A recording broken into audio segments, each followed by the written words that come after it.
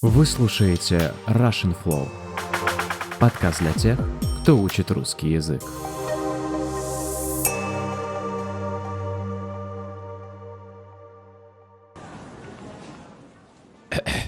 Эй, пацан. Да, ты. Ты позвонить есть? Да чё ты стремаешься? Не стремайся, братан. Нету позвонить? А если найду? Если вы ни разу в жизни не слышали подобные слова, то поздравляю. Вы никогда не встречали гопников. Всем пламенный привет. С вами подкаст The Russian Flow, и я очень рад, что вы включили этот выпуск. Друзья, наш подкаст пока очень маленький и почти незаметный для многих платформ. И чтобы помочь ему чуть-чуть вырасти, мне очень нужна ваша помощь. Пожалуйста, поставьте лайк этому видео, если вы слушаете меня на YouTube.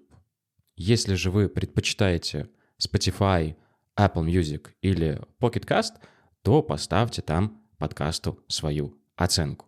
Также можете оставить небольшой комментарий, и этим маленьким действием вы очень поможете нашему подкасту в продвижении. Заранее всем большое спасибо. Как вы уже могли догадаться, сегодня я хочу поговорить о гопниках, о молодых ребятах, которые когда-то были неотъемлемой частью любого двора, о парнях, которых все немного боялись и старались обходить стороной. Гопником в русском языке мы называем необразованного молодого парня, который ведет себя очень агрессивно. Гопник много матерится, постоянно плюется и говорит на жаргоне. Жаргон – это такой специальный язык, который используют представители какой-нибудь группы. Например, на жаргоне могут говорить и врачи, и таксисты, ну или, допустим, геймеры. В нашем случае гопники используют жаргон как язык силы, как язык превосходства над остальными. Далее мы поговорим об этом чуть подробнее. Если вы из Англии и знаете, кто такой чав, то вот это вот такой аналог чав в России. В Испании же таких людей чаще всего называют кани. Ну а слово, которое будет понятно плюс-минус всем, это хулиган. Но опять же, в России гопник и хулиган немного разные понятия. Гопник все же это такая субкультура, которая отличается от похожих, но все же разных субкультур в других странах. Сегодня я предлагаю вам разобраться подробнее, кто такие гопники, как они себя ведут, откуда появились и почему встретить их на улице сейчас гораздо сложнее, чем раньше. Давайте начинать.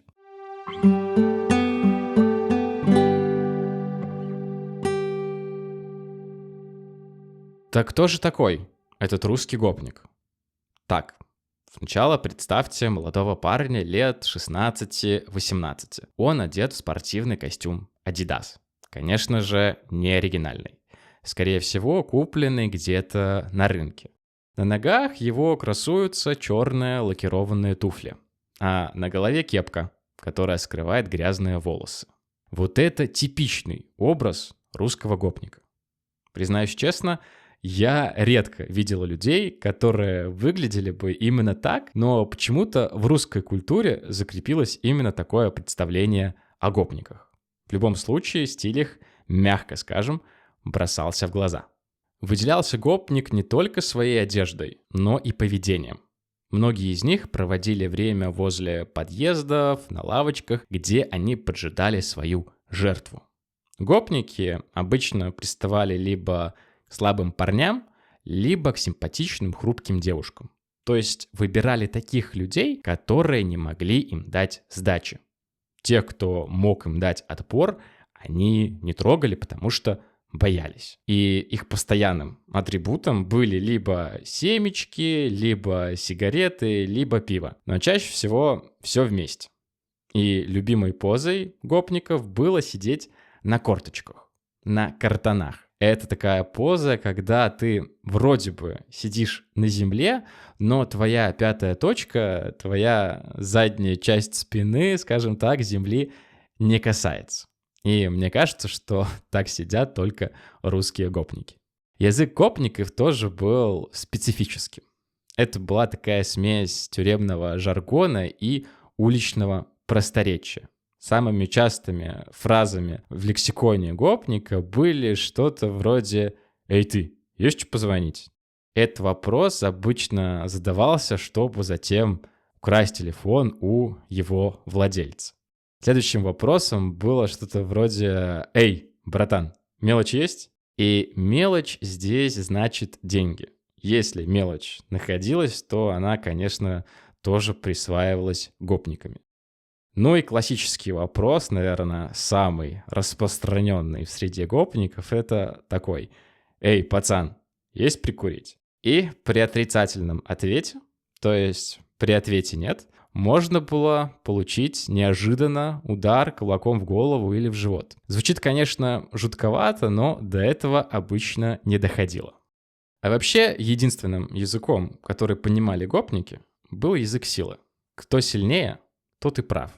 Почти как у зверей. И здесь же хочу вам объяснить слово «понты». Понты — это такое неестественное поведение, когда ты пытаешься казаться сильнее, богаче или умнее, чем ты на самом деле есть.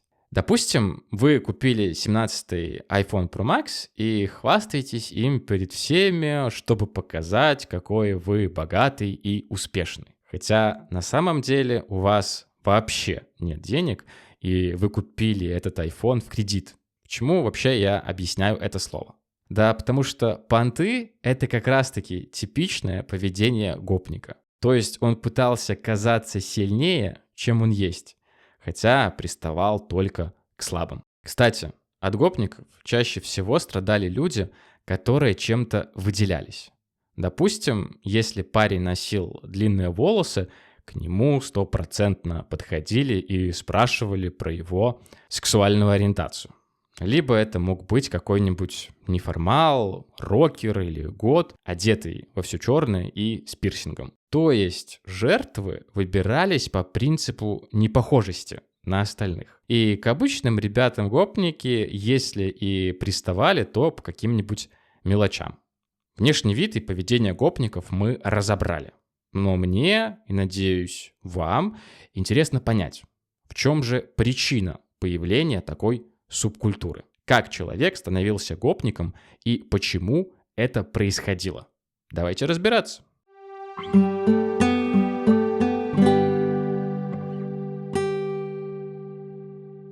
Чтобы понять, как появились гопники, нам нужно переместиться в прошлое. Впервые о гопниках заговорили еще аж в начале 20 века. Кстати, слово «гопник» происходит от слова «гоп». «Гоп» — это аббревиатура, и она расшифровывается как «Государственное общество призора». Так называлось заведение для беспризорников того времени в Петрограде. Сейчас этот город называется Санкт-Петербург. Беспризорники — это такие люди, чаще всего подростки, у которых нет дома и родителей. То есть они находятся без призора, без присмотра. Так вот, это здание ГОП располагалось в очень опасном и криминальном районе. И когда люди шли в этот район, то есть шли на ГОПу, это значило идти воровать, идти совершать преступления. Отсюда и пошло название гопник. Но мы остановимся на более современном периоде расцвета гопников. Давайте вместе перенесемся в 90-е годы 20 века. Советский Союз уже распался, и экономическое состояние страны ухудшалось каждый день. И людям, попросту говоря, было нечего есть. Многие люди впадали в отчаяние, кто-то начинал крепко пить, другие же бросались в работу, чтобы раздобыть хоть немного денег. И заниматься воспитанием детей просто было некогда. И вот в это сложное время улица и превратилась в главного воспитателя обычных подростков. И всем нужно было уметь постоять за себя. Постоять за себя — это интересное такое выражение, которое означает не дать другим себя обидеть. То есть быть сильным и смелым. И, конечно, не бояться высказывать свою точку зрения, не быть трусом. И для многих людей быть сильным был просто вопрос выживания. При этом нужно было быть сильным не только физически, но и психологически. И вот в такое время сформировался и окреп феномен гопников. Еще раз повторю, что в то время не было никакого интернета, ни каких-либо альтернатив улице. Многие сбивались в стаи, чтобы просто выжить. Милиция, конечно, боролась с преступностью, но преступности было так много, что людей просто не хватало. И преступления вроде кражи кошелька были так распространены, что их просто не могли раскрыть все. Тем более было множество более жестоких и страшных преступлений, которыми тоже нужно было заниматься. Кстати, здесь же нужно отдельно отметить разницу между гопниками и бандитами, потому что она есть и она огромная. Бандит — это человек, который занимался криминалом, если можно так сказать, профессионально. У них был свой кодекс правил, и как бы странно это сейчас не прозвучало, строгий, но справедливый. И бандиты были уважаемы не только в своей среде бандитов, но иногда даже и среди обычных людей. Гопников же никто не уважал, они были в этой иерархии на самой низшей ступени.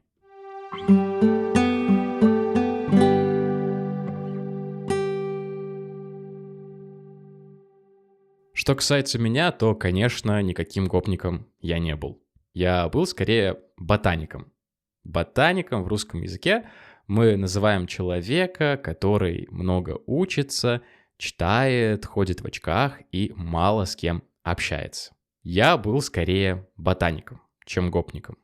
Уже наступили более-менее спокойные нулевые, но гопники все еще встречались. И так как я ходил в обычную школу, жил в небогатой семье, рос в обычном дворе, избежать встречи с гопником в то время для меня было невозможно. Больше скажу, даже среди моих знакомых были ребята, которых можно было в то время назвать гопарями. Гопарь — это то же самое, что и гопник. Особой разницы, в принципе, в этих словах нет. Забавно, кстати, сейчас об этом вспоминать, но когда я оказывался в их среде, в этой атмосфере, то я тоже начинал себя вести как гопник.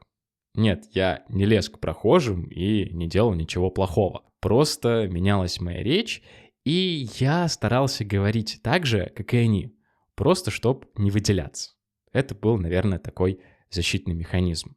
Я просто мимикрировал под гопника, чтобы мне, дай бог, не прилетело. Не прилетело в этом контексте, значит, чтобы меня не побили, чтобы со мной ничего не сделали. И среди моих знакомых были люди, которые носили спортивные костюмы, лузгали семечки и вели себя как гопники. Но знаете что? В глубине души это были отличные ребята. Просто немного, как это сказать, сломленные или потерянные. Многие из них росли в неполных семьях, без отцов или матерей, поэтому и любви со стороны родителей они получали меньше, если вообще получали. Эти ребята жили в плохих условиях, без денег, без нормальной еды и без полноценного воспитания. Улица же им давала то, чего им не хватало дома. Уважение, дружба, понятные правила, чувство хоть какой-либо значимости. И они не были плохими людьми, вовсе нет. Просто, как говорил всеми нами любимый Федор Михайлович Достоевский, среда заела. То есть их сформировала та обстановка, та среда, в которой они росли. У кого-то были силы бороться с этой средой, у кого-то же их не было. И они просто не сопротивлялись той участи, которая их ожидала.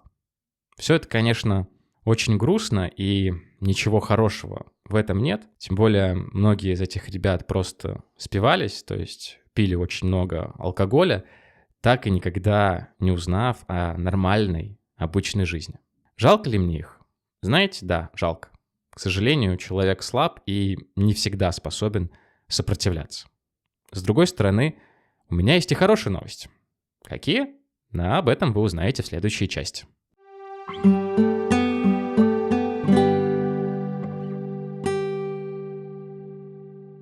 А теперь давайте добавим в наш эпизод немножко позитива. К большому счастью, гопников на улицах становится все меньше и меньше. Конечно, сам феномен, сама субкультура никуда не исчезла. Но сейчас встретить гопника на улице достаточно редкое явление. И на то есть множество причин. Но главное, как мне кажется, это смартфон. Звучит немного странно, знаю. Сейчас объясню. Как я уже говорил, раньше гопниками становились в очень юном возрасте. Сейчас же вся молодежь, включая даже маленьких детей, проводит все свободное время в интернете. То есть можно сказать, что виртуальный мир победил реальный. Подросткам больше не нужно собираться на улицу, чтобы показать себя или, боже упаси, подраться. Теперь вся сила скорее в количестве подписчиков в ТикТоке или Инстаграме. Плохо это или хорошо, каждый решит по-своему. Еще одна очень важная причина, по которой гопников стало меньше, это, конечно, время. Проще говоря, прошлое поколение гопников повзрослело, а новое так и не выросло. Те, кому в 90-е или нулевые было 15-20 лет, сейчас уже довольно взрослые мужчины. Они работают таксистами, строителями, охранниками, и возвращаться к старым привычкам уже как-то и не солидно. Жизнь идет, все меняется, улица остается в прошлом. Плюс, как мне кажется, большую роль в исчезновении гопников с улиц стало повышение уровня жизни. Да, у многих людей по-прежнему есть большие проблемы с деньгами, но качество жизни в целом, конечно, выросло. Больше не нужно забирать чужие телефоны, сейчас их можно просто купить. Ну и образование. Количество образованных людей каждый год растет. Много людей продолжает учиться и после окончания школы. А с повышением уровня образованности мода на подобные субкультуры пропадает. Сейчас в тренде совершенно другое.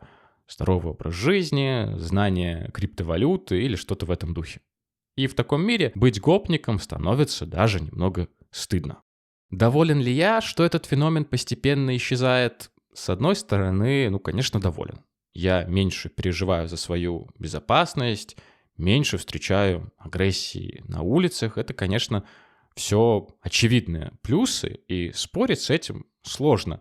Да, в принципе, и не нужно. Но, с другой стороны, проблемы молодежи все равно никуда не исчезли. Они просто переместились в интернет. Но эта тема уже для другого выпуска.